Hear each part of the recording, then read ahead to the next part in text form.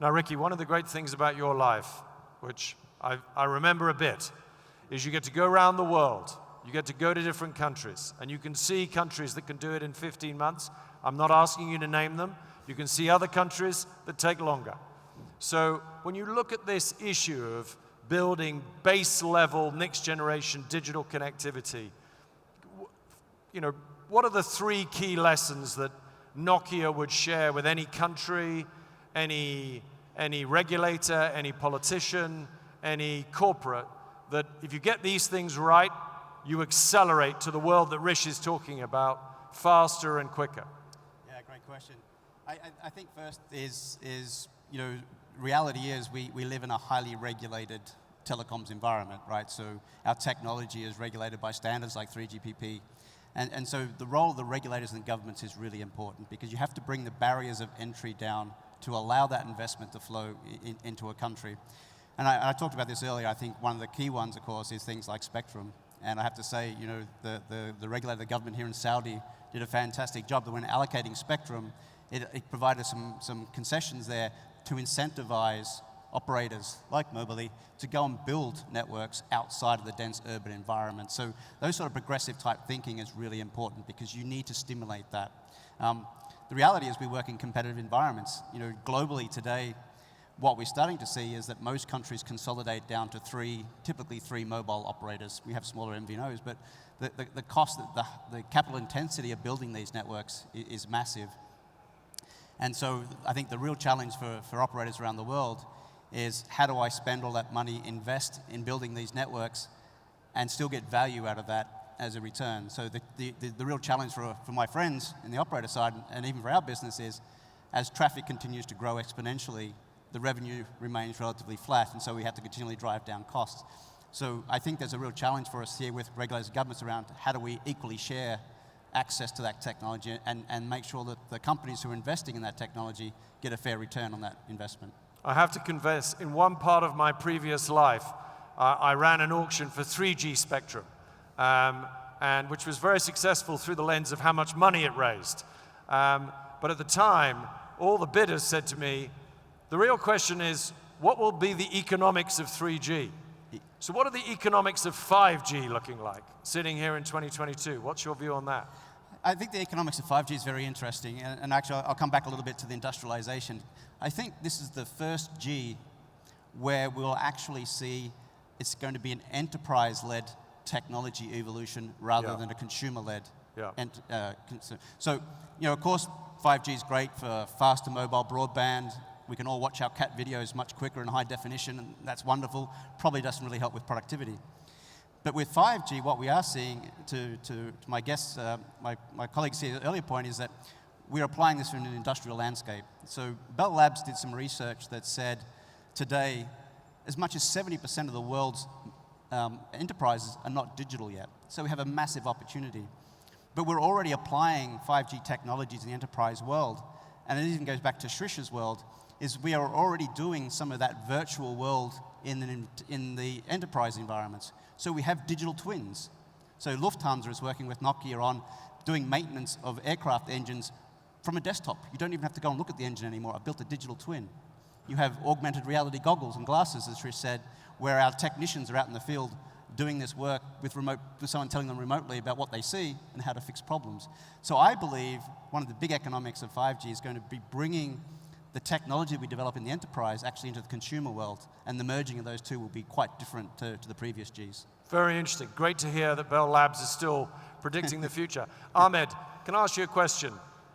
If Ricky is correct, and certainly I can see a lot of sense in that view, if you look at all the industrial sectors, which do you think will be the top 3 leading sectors for 5G-led innovation? Will it be automotive? Will it be aviation? Will it be logistics? Where are you seeing, which sectors are you seeing the most innovation in the deployment of next generation connectivity? It is really a difficult question to be clear, because many industries, they really need this kind of capabilities. But if we look to manufacturing, it is very, very, very relevant to manufacturing, because there are a lot of transformation and digitizing happening there. And the technology that 5G is promising, coming with like a slicing network, this is a quite unique feature that they needed, because they would like a sort of SLA in what they are doing. So if they build their full scenario, for example, innovative scenario to improve certain processes, from industry 4.0 capabilities that we talk about, like IoT, edge computing, improving processes, all of them, they need a proper connectivity with high speed and high reliability, and also latency, low latency, which 5G are offering. So I see it very relevant, especially if these features are coming up, because they need the SLA. This is important. Apart from this, oil and gas, because they are heavily technology oriented, because the operation is quite massive and costly, and they afford this kind of latest technologies. But definitely this is relevant to other industries as well. My answer was more who is going to adopt it first, more than who need it more. But we need it in agriculture, we need it in healthcare, education as well. So who's going to get there first? Give us your tip. For me, at least in our region, I see oil and gas is going to adopt this technology faster than others, manufacturing second. Very useful. Now, Rish, we're looking to you to predict the future again. If 5G is led by industrial innovation more than consumer innovation, how do we suck that innovation back into consumer applications? What's the best way to do that? Yeah, I think that's a really good question. To Ricky's point, I think that there's, the digital twin technology that's being developed on the industrial side, in a variety of manufacturing processes and healthcare.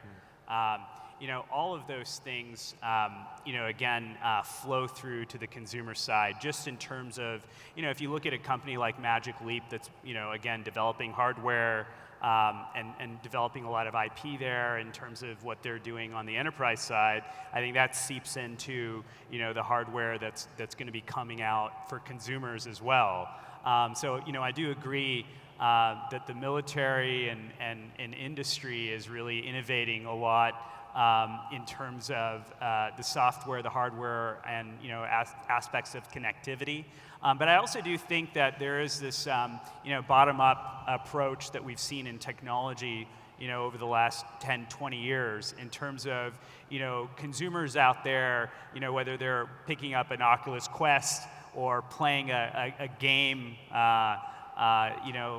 either a virtual world type scenario with Super World, where they're engaging with blockchain technologies, or they're engaging with AR, VR in a consumer sense. I think they become more comfortable than adopting that technology in their workplace as well. Yeah. And so I do think that both sides are converging. I do believe that a lot of the investment is going to the enterprise side, just because the form factor is still pretty expensive, for hardware, whether you're talking about AR or very, very high quality VR.